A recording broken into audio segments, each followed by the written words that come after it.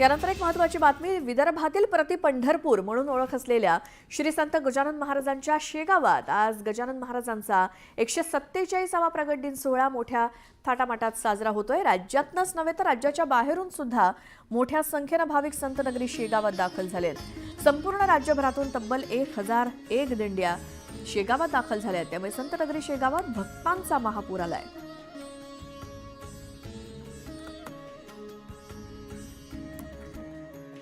आता मी गजानन महाराजांच्या मंदिरामध्ये आहे आणि आपण देखील परिस्थिती बघू शकता। गेल्या 2 दिवसापासून हे गजानन महाराजांचं मंदिर जे आहे हे भक्तांच्या दर्शनासाठी मंदिर प्रशासनाकडून खुलं ठेवण्यात आलं होतं।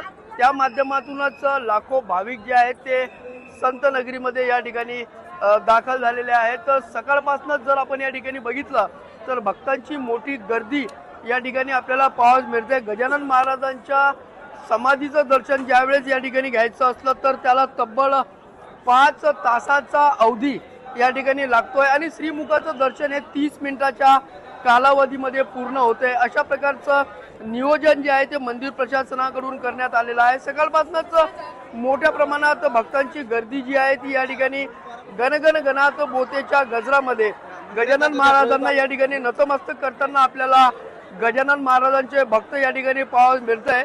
1001 एवढ्या दिंड्या ज्या आहेत ते महाराष्ट्रातून गजानन महाराजांच्या प्रतिपंढरी म्हणजेच शेगावीमध्ये दाखल झालेल्या आहेत। तर 60,000 वारकरी जे आहेत ते गजानन महाराजांच्या शेगाव मंदिरमध्ये दाखल झालेले आहेत। गजानन महाराजांच्या प्रगट दिनानिमित्त जणू काही गजानन महाराजांच्या संत नगरीला जत्रेचं स्वरूप आले असल्याचं आपल्याला पाहायला मिळतंय। त्यामुळं गजानन महाराजांची संत नगरी जी आहे ती भक्तांच्या गर्दीमुळे फुलून निघालेली असल्याचं पाहायला मिळतंय। राहुल खंडारे, न्यूज 18 लोकमत, बुलढाणा।